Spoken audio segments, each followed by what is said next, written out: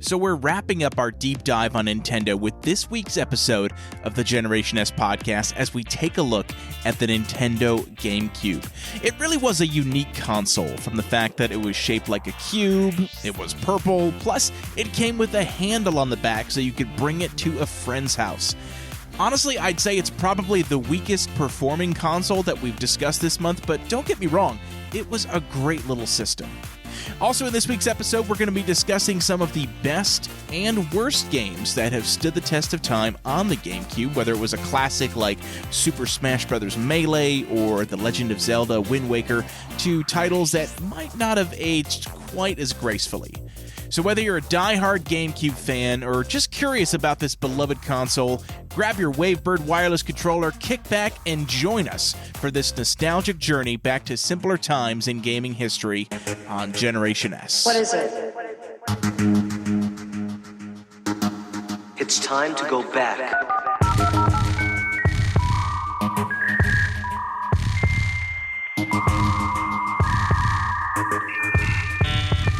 Welcome.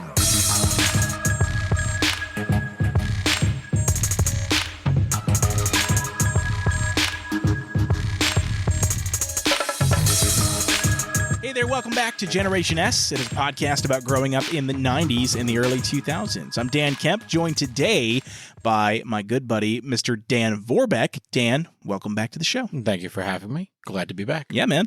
Absolutely. You're jumping in on our Nintendo month. I'm very excited. We actually were talking before I started doing this of like, hey, we're going to talk Nintendo consoles all month. Which one do you want to talk about? And pretty quickly you said GameCube. Absolutely. Like that was your... Yeah, so we're talking GameCube today. All month long, we have been talking about all the Nintendo consoles from our childhood. So we started with the Nintendo. We worked our way through the Super Nintendo. Last week was Nintendo 64, and we have arrived, to me, at the pinnacle of Nintendo gaming from childhood. Obviously, they've still made game systems since then, but I kind of feel like this came out at the end of what I consider the childhood years of video gaming before I became a so-called grown-up young adult, whatever you want to call it.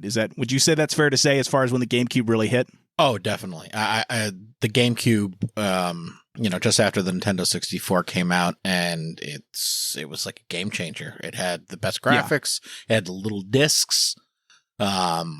It was definitely a system I begged parents to get me for Christmas.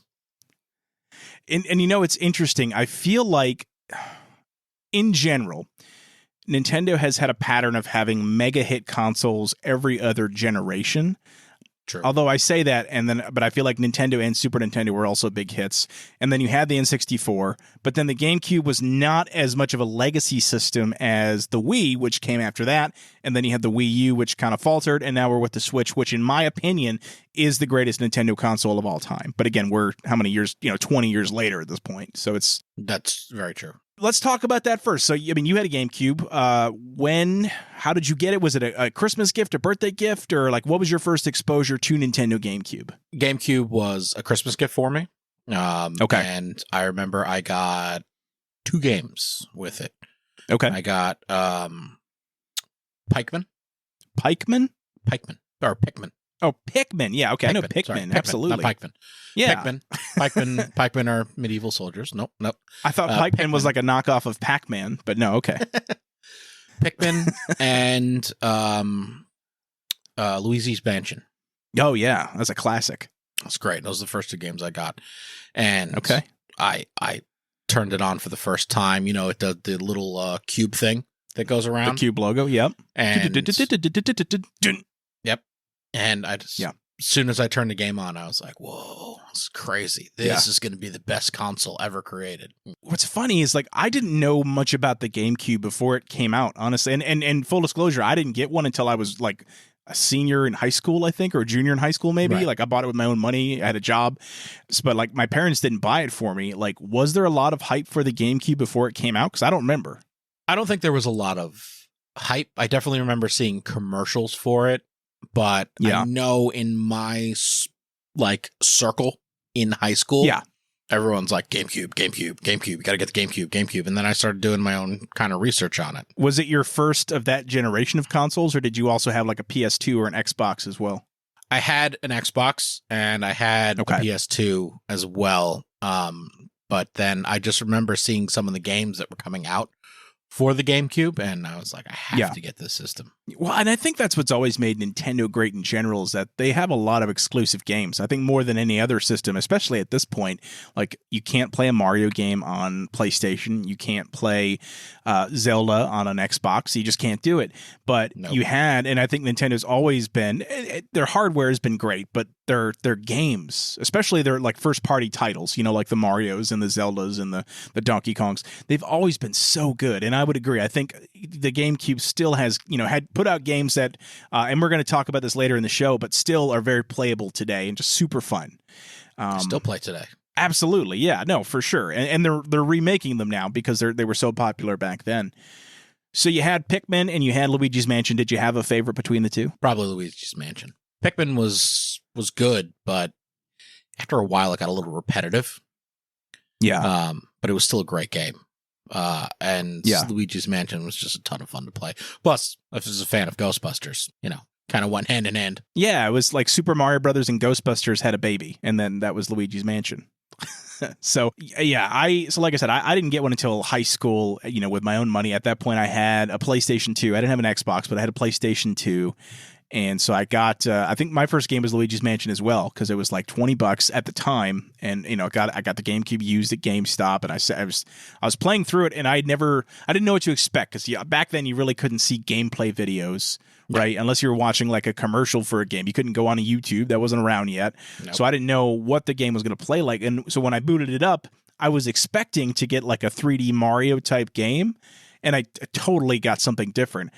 But honestly, I was pretty excited, because it was like we talked about, a super fun game. It was so Luigi's Mansion. Just in case you guys are curious, if you're listening to this and you didn't have a GameCube or you didn't play this game, Luigi's Mansion has you as Luigi, and you're having to go find Mario, who is locked in a giant mansion, you know, just like the title says, and you are hunting down ghosts. So you get this special ghost vacuum that you strap on your back. It looks very suspiciously like a proton pack, and you are battling with ghosts and sucking them into the vacuum cleaner and storing them in your backpack as you search for Mario and go toe-to-toe with the very famous King Boo, this giant ghost with a big old crown on his head.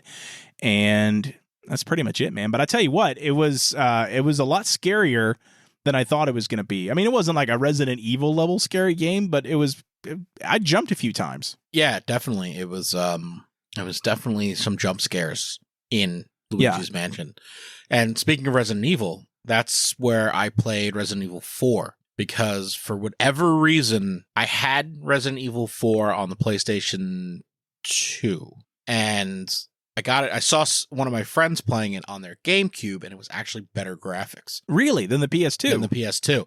I don't know if just for that reason they looked better to me, so I traded in my PS2 copy and I got a GameCube copy, and that's when I really started to play it. Well, because they put out, actually, I remember GameCube came out with a few, like even remakes. Like, didn't they remake Resident Evil, the original one, for the GameCube? Oh yeah, I think they had Resident Evil, the first one through 4, and then like Resident Evil 0, Code Veronica. I think they all came out for GameCube. That's what I thought, which is interesting, because you always associate Nintendo consoles with kind of like, you know, kid-friendly, family-friendly games. And I know, especially in the earlier consoles, you know, there were certainly more like teenager and, you know, older audience games. But, you know, with the N64, you didn't have necessarily a ton of the kind of the M-rated games. But, you know, the GameCube, I feel like kind of changed that. You got a lot more mature content that people were putting out on those things. True. I think there was a Turok game that came out for GameCube too. I mean, that would make sense, because that was big on N64 as well. Or no, did that come out for 360? No, I think the next Turok game came out for 360. Okay. All right, so let's go through your earlier library. So you start with Pikmin and Luigi's Mansion. Do you remember any of the other games you picked up soon after that? Well, Resident Evil 4. Okay, obviously. Yep. The Metroid game, Metroid Prime. Echoes, I think it was it Prime? Metroid Prime. Yes. That's right. Yeah. And it was almost like a first-person shooter Metroid game. Yep. I actually just bought it on the Nintendo Switch because I never played it back then, and I am absolutely having a blast with it. You know what? I just saw a trailer, I saw a trailer yesterday for it. Yeah. And I think I'm going to get it on the Switch as well, because that was a lot of fun. Yeah. That was a hard game back in the day. Yeah, well, because it was still in the kind of the earlier era of twin stick first person shooters. I feel like that was probably a big part of it. Right. It was, still refining itself. And let's be honest here, like the GameCube controller gets a lot of things right, but I feel like for something like a first person shooter, it's not the best controller layout. Yeah, it's pretty terrible. It's horrible. Yeah. It's funny because I forgot to mention like my first exposure to GameCube. I mentioned I bought one in high school, but that actually wasn't the first time I ever played GameCube. So the first time I ever played GameCube was actually at a McDonald's. Do you remember they used to put the game consoles in the play places? Yeah. Yeah. I didn't have a lot of play places near me, obviously, because I live in Long Island. There's no room for anything. Right. But the ones that did, they used to have consoles. Yeah. And so I remember the one that I went to used to have an N64 controller with the Wave Race 64 game, and then they upgraded to, I think it was a Wave Race game or it was something similar with the GameCube controller. And I'm like, what the hell is this controller? It's purple. It's got a weird mini joystick next to the big joystick, and the layout was so funky. And that was my first impression of the GameCube, is that this is even weirder than the N64 controller. Yeah, no, the controller was definitely weird. I picked it up and I was like, this is almost as weird as the N64 controller, which you had to play like your hands almost like tight together. Yeah. And I first played the GameCube at my dentist office. Oh, okay. Yeah. So my dentist had Nintendo, Sega Genesis at the chairs when you're getting your teeth cleaned, so that the kids would have something to occupy them. Interesting. While you got your teeth cleaned, you could play video games. It was an ingenious idea. Yeah. Because now you're not worried about your teeth getting cleaned. You're worried about Sonic and Mario, jumping around. Yeah. So I remember in probably like the last year or two that I was there, because he was a pediatric dentist. Yeah. He swapped out for PlayStation 1s and GameCubes. Oh, there it is, man. He's upgrading. And so you played it did you play it while you were at the dentist then? Yeah. I mean, it was a great idea. That's awesome. So, yeah, I'm trying to think of other games that I had. Again, I started with Luigi's Mansion. I think I picked up a Batman game. I can't remember the name of it, but yeah. There was a Batman game. What was it? Was it Rise of Shinsu or something like? I forget what it was. It was something.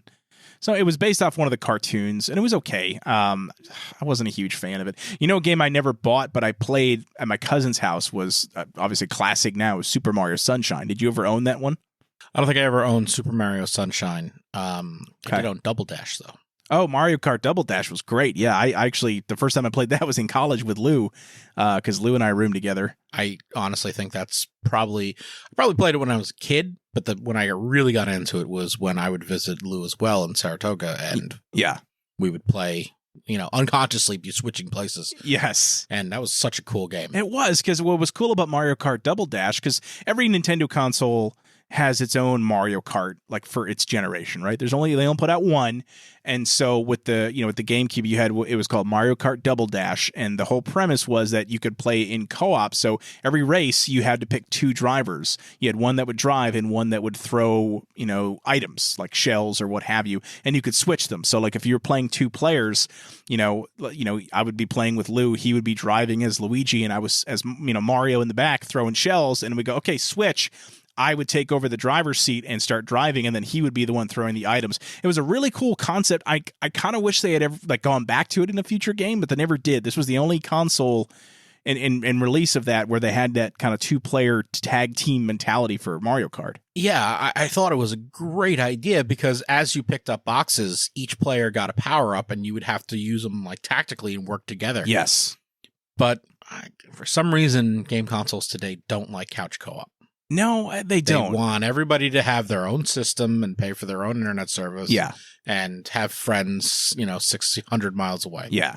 Well, and I think that's what's really fun about, what the Nintendo Switch is doing now as far as putting out games, like old games, like the Nintendo and Super Nintendo games, because you can have that couch co-op experience, or you can play them online, which was always kind of cool, right? Like, how cool would it have been back in the day to play Nintendo, going back to like N64, to play Mario Kart 64 with your friend when he's not sleeping over. You guys can play every night of the week if you want to. How cool would that be? You know what I mean? So it would have been amazing. Yeah. So you kind of have that now with the Switch. And I know we're not supposed to be talking about the modern consoles, but I have to keep going back to the love that the Switch has shown to classic games. And I think they're getting there with GameCube. They're putting out a lot of GameCube games now, including Mario Sunshine, which again, I played Mario Sunshine as a kid, and at my cousin's house. I didn't get very far because it was just when I was visiting, so I only played it for like a week. But I never owned it after that. I never bought it because it was always so expensive. Like, it never really came down in price. And then eventually, because it was so popular. Yeah, well, that's what it was. It was probably one of the most popular games they put out. And so I never bought it. And then when I got rid of my GameCube, obviously, they never, I was like, man, I wish I had a GameCube so I could play that game. They finally released Mario Sunshine on the Switch as part of the Mario 3D All-Stars with Mario 64 and Mario Galaxy. So I finally got to play it. And you know what my first thoughts were? What? This is not as fun as I remember it. It really is not an amazing game. It is an okay game. It could be a lot better. I actually talked about this last week with Mario 64 as well. I don't enjoy playing that now. Like, so it didn't age well. Like, it's age well, which is fine because for the time it was amazing. But that just means that they've consistently improved a 3D Mario experience, which is great. I think that's what you should do. But there's so much back then that like it didn't feel right. The camera was still off. The controls were not what I wanted them to be. The plot was weird. Like, it was fine. I probably would have liked it more if they made it a different guy that was cleaning up a tropical island with his squirt gun versus Mario. Like, I feel like that was kind of a weird decision. But you played Mario Sunshine, right? I played it. I never beat it. You never beat it because I think I played maybe an hour's worth of it, and I was like, yeah, I don't really like this game. No, and I just it was okay. Yeah, it was an okay Mario game. Yeah, but again, I think for the time, and but you always would hear how fondly remembered it was. But I think when people played it again, when they re-released it, they realized, okay, this is maybe a lot of rose-colored glasses here when we play this game. And I think that's a lot of games from the past sometimes. Yeah. Where you go, oh my God, this is great. Oh my God, this was great. Do you remember this when you were a kid? And then they re-release it because they're like, oh, you wanted it. Here it is. Right. And you go, meh. Exactly. All right, we were wrong. Yeah, maybe. But there are other games out there where they re-release them just as is. And you're like, no, this is still amazing. Well, and that's what we were talking about last week with Derek. I was talking about Mario Kart 64 being like, I could play that now and very much enjoy Mario Kart 64. In a heartbeat. Yeah. In a heartbeat. Absolutely. I would play that again. I was pleasantly surprised at how much I enjoyed playing GoldenEye Nintendo 64, to be honest with you. It's actually... Same. It's really not that bad. So I was... No, it's really not. I was having a blast. I was worried because people were saying it's not what... if you're used to playing like Halo or Call of Duty, you're not going to have a good time. Fortunately, I suck at those games. So I didn't have to worry about that. I don't play those games. So I played this and like, I'm having such a good time.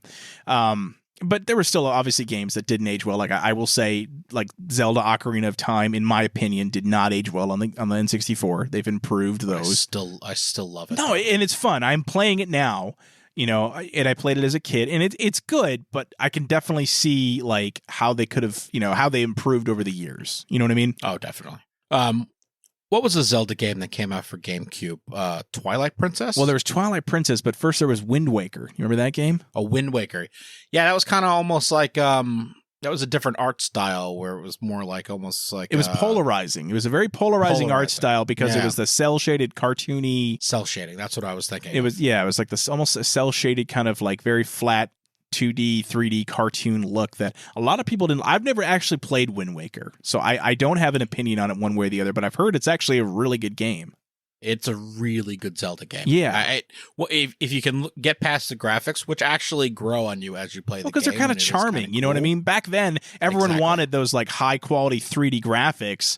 So when that came out, they're like, what the hell, man? This is not, but now looking back, it's kind of cute. You know what I mean? Yeah, no, it was, and I was one of those people when I first started playing this. I'm like, this is dumb. I don't like this game. Yeah. This looks stupid. And then I bought it and I started playing it and I really got into it. And I was like, actually, this is a really good Zelda game. Yeah. And then, but you mentioned Twilight Princess. That came out right at the end of the life cycle of the GameCube because it also came out of the Nintendo Wii, which is where I think it was more popular on the Wii. Again, I haven't played a lot of Zelda games. The only other one I've played besides Ocarina of Time is Breath of the Wild on the Switch, which was amazing. I mean, it's one of my favorite games ever. If there are two you're going to play, those are two pretty good ones. That's fair because they're in between. Yeah, you got Twilight Princess, you got Skyward Sword. Never played either of them. I mean, have you played them? I mean, I know they're not on the GameCube, but again, the Twilight Princess is, but... I played them all. You did? Okay. So, including the ones on the original Nintendo. Oh, okay. So let's talk about that for a second, because Lou and I talked about the original Nintendo Zeldas, and I didn't like them, and neither did he. But what were your thoughts? I mean, because were you able to follow along with those? Because they were kind of confusing. Yeah, no, I was able to follow along with them, but I like those sorts of games where there's exploring. Yeah. And puzzle solving and stuff like that. Yep. I love kind of, I know it was not like open world like we know it today, but it kind of was. Back then, there wasn't a left to right. It was you kind of go wherever. You kind of go wherever, and you have to explore the map to get keys and shields and upgrades and stuff like that. Yeah. So I've always loved games like that, and I thought Zelda was a great game because you got to do that, and you weren't stuck to going from left to right like every other game that Nintendo had. And I think back then for me, again, going left to right was like just my mindset of, okay, this is what a video game is supposed to be. And so when I tried playing Zelda, I'm like, I don't know what to do. I'm turning this off. This is stupid. Because I didn't have it on, I had it on an emulator. So for me, I just had to click X out on the computer window and just move on. It's not like I paid good money for a video game that I had to put in the system. So it was very easy for me to turn it off. Again, playing it now, I think I enjoy it more. But again, I feel like the newer Zelda games are still more fun for me. Case in point, Ocarina of Time, Breath of the Wild. Yeah, I mean, the newer Zelda games are definitely better. Yeah. In terms, even they have elements of exploring an open world, and obviously they have better graphics, but at the time when I was playing the old Zelda games, there weren't a lot of games like that. Right. So it was very unique. So speaking of unique, one thing we hadn't touched on yet on the GameCube was the overall design of the console itself. You remember, obviously, it was a purple cube. It wasn't very big, but it had a handle on the back. So it was really designed for you to bring it to friends' houses. Like, did you do that? Like, were you one of those that would take it over to people's houses, or did they have one as well so you didn't have to? Or no, I mean, most of my friends had a GameCube already, but I remember I used to take it with me. So a little bit of a tangent real quick. My mother used to work for the Modern Languages Association, or the MLA, for anybody who's been to high school or college remembers MLA format. Mm-hmm. So every year around Christmas, we would go to her conventions, which would be in a different city every year. Okay. And I would take my GameCube, because it was small, it was compact, it had a little handle on it, and I'd bring it with me and plug it into the hotel TVs back when you could do that. And I'd play my GameCube, but for the most part, my friends all had a GameCube. Yeah. So, but for traveling purposes, obviously very ideal. And everything about the GameCube was small, like, because you had the console itself, which was super tiny, and then you had those discs, man. Like I think they were UMD format or something. They were very tiny, and I don't remember why Nintendo decided to go with that route, because I know they wanted to get away from cartridges, but do you have any insight as to why they chose the super small discs, or was it just for, portability and uniqueness? I think it was the cool thing to do at the time. Okay. Because there was like the PSP, which had those UHD small discs that went in the bottom. There was the mini discs player. Did you ever have a mini disc player? I did not. I'd heard of it. I'd never owned one though. It's a tiny silver square, and you could record songs and stuff onto it. And they had those little discs. Okay. A little mini disc as well. I think it was just kind of a fad, and maybe Nintendo thought that was going to be the future, where these tiny little CD-ROMs were going to be, the be-all, end-all. And then it turns out the technology was limited because you could only fit so much data on it. And then that was just, it came down to the size. And so that's why when you compare it to like an Xbox game or even some PS2 games, the graphics were not as sharp. But again, I feel like most of the games that we were enjoying on the GameCube, we weren't playing because of the graphics. It was never supposed to be this powerhouse, system for that. It was supposed to have fun games that you could play by yourself or with your friends, right? Playing co-op on Mario Kart or Mario Party. Smash Brothers. Smash Brothers. We're going to talk about that. We haven't even touched on that yet. But yeah, clearly, probably one of the most well-received Smash Brothers, versions of all time came out on the GameCube. Mm-hmm. So yeah, it was not a, you weren't, it wasn't an eye candy system, but it didn't have to be, you know what I mean? It was just fun. Were there any, I'm trying to think of any accessories that the GameCube had, like, because we, I for all the other consoles I've talked about, like, obviously the original Nintendo had the most accessories that people bought, like the Power Glove and the trackpad, or not the trackpad, but the running pad and all that stuff. And then the Super Nintendo had the Super Scope, and the N64 had the Rumble Pack, which was a big thing at the time. And you had the expansion pack, you had the Rumble Pack, and then you had the Game Boy adapter, so you could play your Pokemon, put your Pokemon in and put them into Pokemon Stadium. Did the GameCube have anything I'm trying to think. I mean, I didn't buy any of the accessories, but do you remember any accessories that the GameCube had? No, I just had a memory card. Okay, it's in here. I don't think I had any of the accessories because they were hard to find. Yeah. I didn't really, ever see them in stores, but I know that there was a thing that you could hook into the bottom that would allow you to play with your friends over the internet. Huh. Interesting. Yeah, it was this big square pack. It was like a quarter of the thickness of the actual system, and you could plug it into the bottom, hook it into the internet, however you had the internet, probably through dial-up. Yeah. And play with your friends online. I don't know how well it worked. I never had it. I never knew anybody that had it. Right. But just from watching, TikTok's YouTube on old game systems, this guy was like, yeah, it had all these other accessories in there. There was one where you could have like almost an internal hard drive. Oh, really? So you could store stuff on the game without a memory card. Yeah, I think there was a slot on the bottom where you could put like an internal hard drive kind of on it. Interesting. Okay. The only one I do remember, because this one's talked about very fondly on Reddit and all that stuff, is, do you remember the Wavebird controller? No. So it was a wireless controller. Oh, yes. And it was gray. Actually, I do. Yeah. So I remember that one was talked about a lot.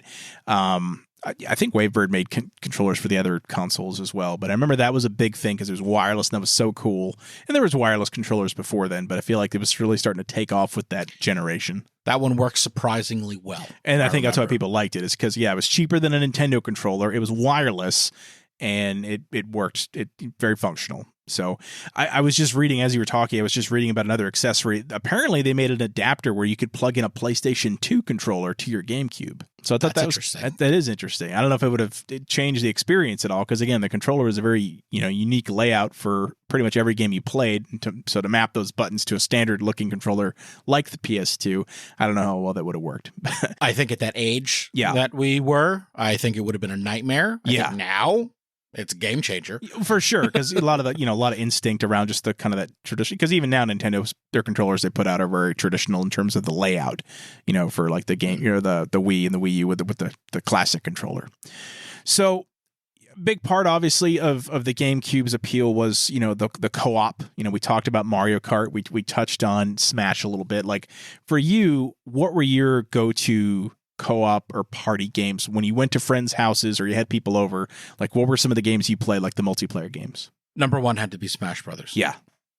Now, had you played Smash on the N64? I did. Okay. I did play Smash on the N64. I didn't like it as much. I think the GameCube version was the one I played the most. Yeah. And was the most into. Every time we went to a friend's house, it was always bring your controller, we're playing Smash Brothers. Yeah. And we'd spend hours playing Smash Brothers. And then Double Dash would be the other one. If it was just me and another friend, we'd play Double Dash. Because could you do 4 players on Double Dash? I think so. I think you could do split screen. Okay. Where it's split it, kind of like how we have it now, where it's like one half of screen on one side, one half of the screen on the other side. And I think you could do it, but it was weird to do. Yeah, I've never done it with 4 players, so I've only done 2 players. I was just curious. But yeah, with of course, you had the Smash, big multiplayer. And then what about Mario Party? Because they put out a couple of Mario Parties on the GameCube, right? I never played Mario Party until like 5 years ago. Really? Like as a kid, that was never part of your lineup? Nope. Never, ever played Mario Party. I never played them on the GameCube. I played it on the N64. I played it on the Wii and the Wii U and so on and so forth. I skipped the GameCube Mario Party games. I never, because I think it was because I didn't really play a lot of co-op with the GameCube. It was just me. So I'm not going to play Mario Party because you can play it by yourself, but it's kind of boring. So I wouldn't even bother. It's a little sad if you play Mario Party by yourself. Yeah. By the way, okay, we're going to address what I'm going to consider here an elephant in the room. I've just noticed you've been pronouncing a certain word a very certain way, and so we're going to settle this now. Mario. I'm sorry, what was that? Mario. Well, listen, Lou, if you're listening to this, consider yourself vindicated. I guess it's so it's pronounced Mario. Mario. Okay. Mario. All right. Well, at least in New York, sure, and probably Boston, it's Mario. Okay. All right. I'd say New Englandish people pronounce it Mario. Maybe. I never pronounced it Mario, and I'm from New York. Okay, so then maybe it's just a Metro New York thing. I think it's a Long Island thing. Yeah, Mario. Yeah, that could be a Long Island thing. Well, listen, I've got some friends that have listened and will text me like when Lou would come on and they'd be like, he pronounces Mario wrong, right? It's not wrong. It's different. There it is. See, and that's the way you got to look at it. So thank you. You've truly been the great the great neutralizer. Nothing is wrong anymore. No, everything's just different. Everything's different. That's fine. It's good. Oh man. So before we started talking, you one of the things you had mentioned was the Star Wars games, and so I want you to have because I didn't play any of the Star Wars games. Can you tell me about the ones that you played on the GameCube? There were two. Star Wars Rogue Leader and Star Wars Rogue Squadron 2. Oh, no, sorry. So it was Star Wars Rogue Leader Rogue Squadron 2. That was the full title. And then there was a third one, and the third one tried to... so yeah, it's a space combat game. Okay. Where you're in a fighter and an X-Wing and blah, blah, blah, blah, and you blow up TIE fighters and Star Destroyers and do all sorts of missions. But I loved Rogue Squadron on N64. Yeah. So when they made the second one, I was excited, and it was a great game. Yeah. They made the third one, I was like, not as good. Nope. Didn't work out. What was it about the third one that wasn't as good? When they tried to add ground combat. Okay. Where you were a pilot, but like you were on the ground trying to like fight your way out of a hangar to get to your ship kind of thing. Yeah.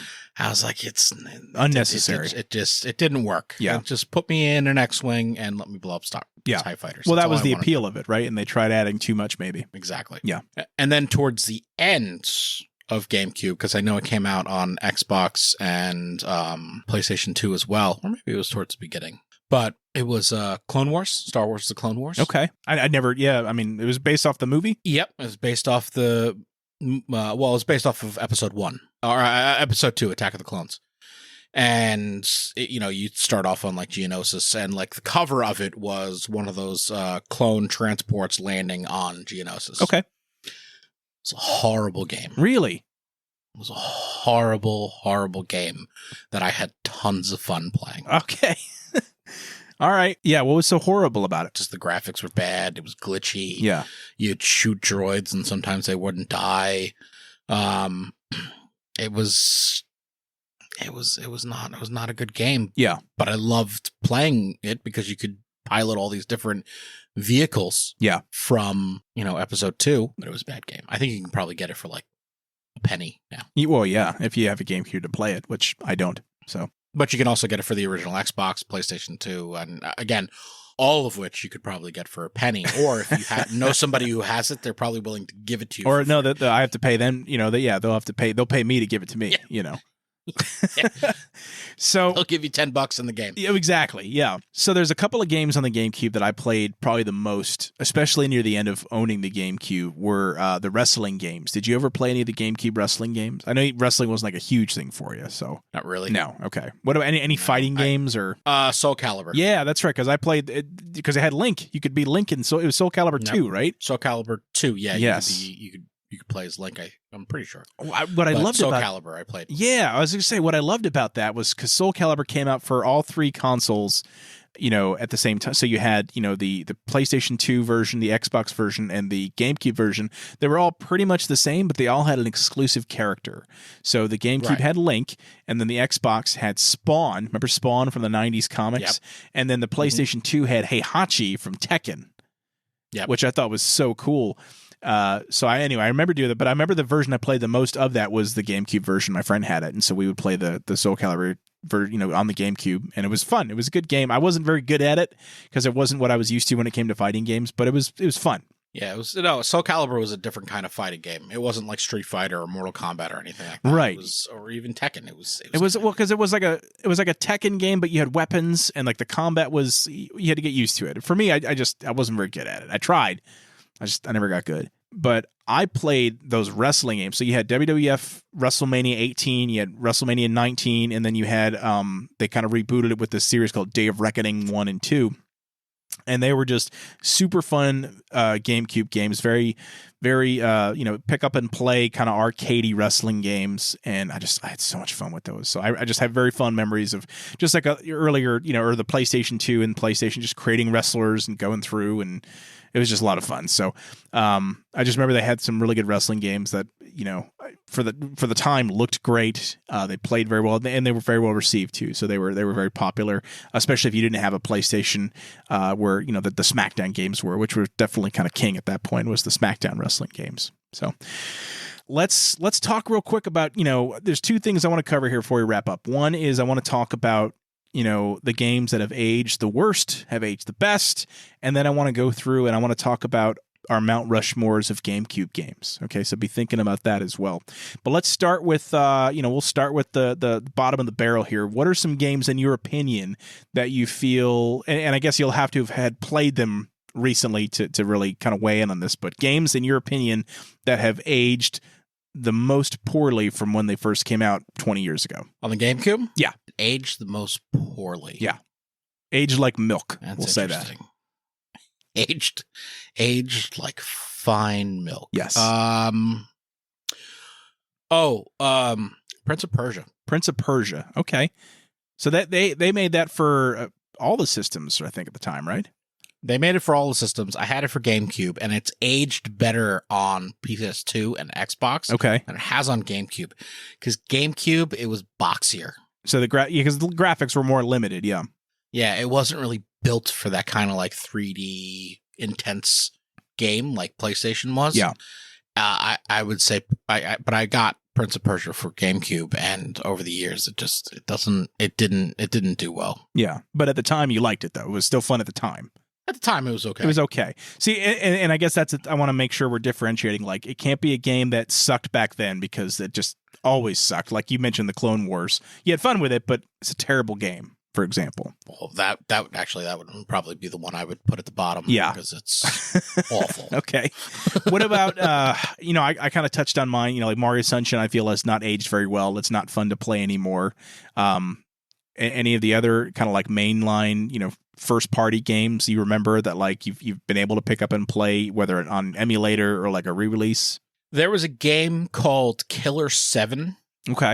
You remember this game? I don't know. It was a shooter game, and the only thing I remember about it is that it was almost unplayable then. Okay. And you pick it up 20 years later, and it's just as bad. Just as bad. There's no redeeming qualities to it. Not really. It's a shooter game? It was a shooter game, and it looked like it should have been good, but yeah, it wasn't good. Okay. At all. All right. What about what about Luigi's Mansion? Do you think that's still playable now? Oh, absolutely. I still play it. I mean, not even if they make like a remake of it. Luigi Mansion held up very, very well. The original. Now, did you play any of the sequels, just out of curiosity? I have not, actually. I only played the original. Okay. Well, I recommend Luigi's Mansion 3 on the Switch, by the way. Just saying. It's a fun game. So, all right. So Luigi's Mansion's good. I'm assuming Mario Kart Double Dash probably up there still. Could pick that up and play it. Yeah. Aged like a fine wine. It's still still great. Wind Waker, obviously. Still good because those graphics, could be good today as they were back then, and maybe even a little better. They're kind of timeless. Yeah. Yep. Twilight Princess, I would say, didn't age great. Okay. And I never played that back then. I haven't played it now, so I'd be curious as to what. It was a weird game. You could transform into a wolf, which should be cool. Yeah. But wasn't, because it didn't make it just cool. made things difficult. No. Yeah. Okay.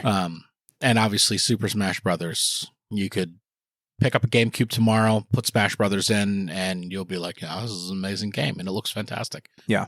And then there's another, we didn't even talk about this because I didn't own it, but I've been curious if you did. Did you ever play the Paper Mario game for GameCube? I did have Paper Mario. Yeah? Because you had the original one on the N64, and then you had Paper Mario the Thousand Year Door for the GameCube, which is a direct sequel. Oh, no. Then I had the one for the N64. Okay.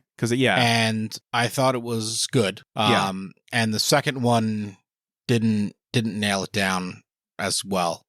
Okay.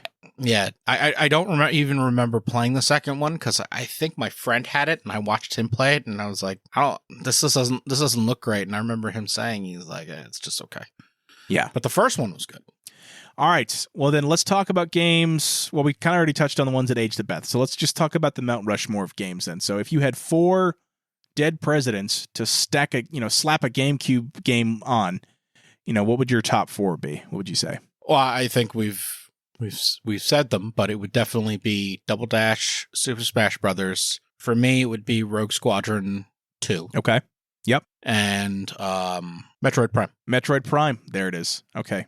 See, and I haven't played enough. That would probably be on my... If you were to ask me 6 months from now, that's probably would be on my Mount Rushmore. I just haven't played through it as much yet on the Switch. I'm planning to, so I know I'm probably going to love it, but I don't want to say that it's on the Mount Rushmore because I didn't play it back then especially. So for me... It's good. Well, and I'm very excited to play it, don't get me wrong. So for me, my GameCube Mount Rushmore games, Double Dash, again, agree wholeheartedly with that. Yep. I would also say it's going to be one of the WWE wrestling games. I'm probably going to go with WWE Day of Reckoning 2. Actually, I'm going to throw another one here that we hadn't talked about yet. So, you let me know if you've played it. It was called X-Men Ultimate Alliance. Oh, how did I forget about Ultimate Alliance? Oh, so good. Oh, it was amazing. Yeah. I never played it. I later played it on like the PlayStation and the Xbox, but I first played it on the GameCube. It was one of the first games I bought with my own money after I bought the system. And boy, did I love that game. You know what? I think I had it for Xbox, and that's why I didn't mention it with GameCube. Okay. I think I had the Xbox version. Yeah, because it came out on all three, and it was basically the same game. Right. I just, I played it on the GameCube, so I knew the controls, and it was So X-Men Ultimate Alliance, for those listening who are curious, it was a top-down X-Men. I mean, it was an X-Men game, but you could choose from. You basically took your X-Men on missions, and you had 4 X-Men that you would take with you, and you'd have to pick them, and then you'd go through and you could switch characters and use different powers, and just it was a very easy to play game. The story was pretty straightforward. Oh, such a fun game though, and it kind of kickstarted a lot of the other Marvel games that came out later. A lot of the good Marvel games that came out later, and not to mention. Yes. They had tons of unlockable characters. Tons. Yes. Tons. You can get Ghost Rider, characters, Spider-Man, outfits. Thor, outfits. Well, that was Marvel Ultimate Alliance. This was actually no. Then this wasn't. This was an X-Men Ultimate Alliance because I totally threw out 2 games mixed together. It was the first X-Men game. What was that called though? Now that I'm remembering it, hold on. X-Men Legends is what it was called on the GameCube. That was the first game that had that formula of the pick multiple characters and take them through a level, and then you can unlock different suits and characters and abilities. So X-Men Legends, it was on all the other consoles at the time, but I played it on the GameCube, and then eventually did play Marvel Ultimate Alliance, which was also super fun. You know what? I just Googled it, and looking at the cover, yeah, I do remember playing this for the GameCube. Yeah. This was an amazing game as well. But yeah, yes. I mean, it gave way to Ultimate Alliance, but that was a really fun game. It was. So anyway, so that's going to be on there as well. So I've got Double Dash, I've got WWE Day of Reckoning 2, I've got X-Men Legends. There it is. I got one more, and I'm trying to think because I didn't have... I guess I'll go with Luigi's Mansion because I remember having so much fun with that game, and I agree. I think it's aged very well to where it'll still be incredibly fun to play today. So there it is. There's my 4 X-Men or Luigi's Mansion rounding out the top 4 there. If you had given me 5, I would have put Luigi's Mansion 5th. Just, Well, let's see. You think that? I mean, we can add if you want to add a 5th or an honorable mention. An honorable mention would be Luigi's maybe there's a Mansion vice president's Mount Rushmore that they're going to come out with. You know what I mean? We can throw it on there. I don't even know what they put on that, to be honest with you. Jeez. Oh, man. No idea. Well, listen, we're not going to... You know what? I feel like since this is the last console we're going to talk about for a while in the show, at least as far as Nintendo's concerned, we didn't really touch on any of the... So you have the opportunity to talk about this with me, any of the handheld Nintendo games or systems, because I never owned any of them, so I'm curious, did you own a Game Boy? You never had a handheld Nintendo system? I didn't have a handheld system, period, ever. Whoa. Yeah, so I didn't have a Game Gear. I know, I didn't. My parents would not buy me one. I always wanted a Game Boy, but I never did. So what handheld consoles did you have? I had Game Boy. I had Game Boy Color. I had a Game Boy Advanced. Okay. I had a PSP. I never had a Game Gear. Lou had a Game Gear. Okay. And I think, at least for the 90s and 2000s, that's about basically okay. what I had. But I remember... I had the original Game Boy, the big gray brick, and the first game I got was Pokemon Red. Of course. I feel like that's everyone's first game is Pokemon. Pokemon Red. Then I got Pokemon Blue. Then I got a Game Boy Color. And then I was one of those sad children who would trade with himself so that I could have all 3 starters. Oh, that's right, because you could just plug your 2 Game Boys in because they basically were the same thing. One just had the color capabilities, exactly. right? Yep, yeah. And then just trade a Rat-a-tat. for, a Bulbasaur and trade another Rattata for a Squirtle because Charmander is the one I always pick first. And then I would have all 3 starters. So did any of your friends not have a Pokemon on the Game Boy? No, they did, but they didn't want to trade their sure. Yeah. Ones, and they didn't, I guess cry hard enough to get a second one. Well, apparently it paid off. So what color was your Game Boy Color? Was it the yellow one? No, it was purple. Purple, because they came out with a bunch of them. That was the whole advertising campaign, was like they had like all different colors you could buy. So you got a purple one. Nice. I got a purple one. I don't know why I got a purple one, but I got a purple one, and I was happy to have it. But I also remember there was a Bugs Bunny game that I had where you had to collect games. It was super Crazy Castle. Hard. Crazy Castle. Yeah, Crazy Castle. That was a Nintendo series that they like a original Nintendo series that they ported to Game Boy. Right. Yep. And it was fun from what I saw. I never but it was hard on Game Boy. Well, yeah, for sure. I can imagine. I am excited because I'm sure you saw the Nintendo Switch just put out Game Boy and Game Boy Advance games in their online library. Really? Yeah. So I was playing through like Super Mario Land 2. Wario Land is on there. All these. So it's pretty cool. Game Boy Advance just put out Metroid Fusion on there, which was that was their big Metroid game. So they got a ton of games you can play if you've got the Switch Online subscription. So I'm kind of playing through the GameCube games, Game Boy games now for the first time, and they're fun. I mean, you can definitely tell the era that they came from, but obviously the appeal was that you could play Mario in the car or wherever you went. So I gotta imagine when you would go to those conferences with your mom before you had the GameCube, I gotta imagine the Game Boy made a few appearances in your suitcase as well. Before there were iPads, the best babysitter was a Game Boy. There it is, and a backlight, especially at nighttime, because there wasn't a backlit screen. Right. Did you have a favorite Game Boy game? Was it Pokemon? Obviously, it was Pokemon. I spent hours. Weeks, years playing Pokemon. Yeah, I just never got into it, man. And I think it's because I didn't have a Game Boy that I just never had the affinity for it. You know what I mean? That's probably why. Because it wasn't on any of the systems. It was only for Game Boy. Well, and that was the appeal, was like you had to get a Game Boy to play Pokemon. So I'm sure, there were kids and you might have been part of that crowd. Like, you literally got the system to play Pokemon. You know what I mean? It was a Pokemon player. That's all it was for a lot of kids. And Tetris if you were like in your 60s. It was a really expensive Tamagotchi. There it is. Oh man, I thought about, you mentioned Tamagotchi. I'm like, because I'm trying to think of other episodes I want to do in the future. Like everyone's like, dude, you got to do a Tamagotchi episode. I'm like, you can't do an entire episode on Tamagotchi. That's what I'm saying. I can't do an hour of Tamagotchi. They never lived in more than an hour. Exactly. Yeah. Well, especially in your case, you had to keep buying a new one because you didn't know how to reset it. Remember? Yep. Exactly. Never knew about that pen that you just stick in the back. There it is. It was super easy fix. But I couldn't do a Tamagotchi episode. Now I could do like a Tamagotchi, like basically I could do like electronic pets. And so I could have a little Pokemon in there, a little Furby action, a little Tamagotchi, maybe like your Neopets account that I'm sure you had back in the day. You know what I mean? I could do something like that. But I couldn't have it focused just on one thing.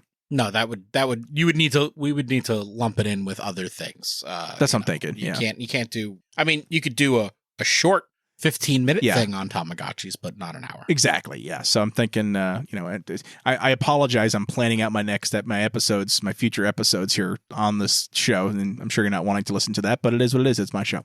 So, but listen, man, I appreciate you coming on. And any closing thoughts on the GameCube as a whole? Like any, how would you say the GameCube as a whole has aged in the history of time? I'd say it's probably, and here's a wrestling reference for you, it's probably like a mid-card. Okay. All right. It's not a curtain jerker. System. It's not a curtain jerker, no. But, it had its great games that it came out on them, some legendary games that nobody will ever forget, but it did have kind of a ton of not-so-great games. Yeah. But I guess that's any system. Well, and that's the thing, though, because I agree. Any system has the stinkers. I just feel like GameCube as a whole, until recently, I feel like recently it's been getting a more favorable treatment, but it did not stand the test of time in terms of popularity. And it is a shame because there were some of the best games out there on the GameCube that are still fun to play today, but they were tied to the GameCube, which from what I understand did not sell very well. So it was not... It doesn't have the legacy. Yeah, and you know what? It came out during a rough time because PlayStation 2 and Xbox came out around the same time. Exactly. And they looked better.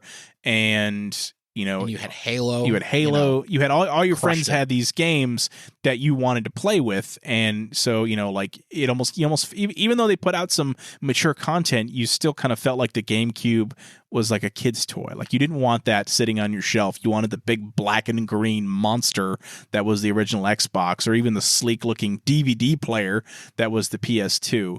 Like the GameCube was just a game system, and again, it was a really good game system, but that's all it could offer. And it all, so it just, yeah, you're right. It came out at a time where that's not what people wanted.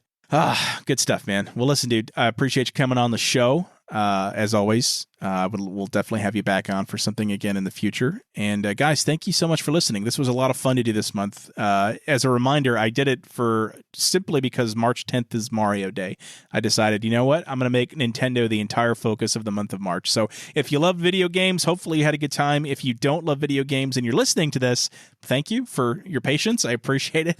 And, if you didn't like video games, you probably aren't listening to this anyway. And hopefully you stick around as we come out with some new stuff next month, including a deep dive of the Michael Keaton Batman movies in anticipation for the new Flash movie coming out with Michael Keaton returning as the Caped Crusader. Also, guys, don't forget to check out the website, our merchandise page. The link will be in the description. We've got some new shirts out, so check those out. And I really appreciate it, guys. Truly, thank you so much for listening. And we'll talk to you soon. Goodbye.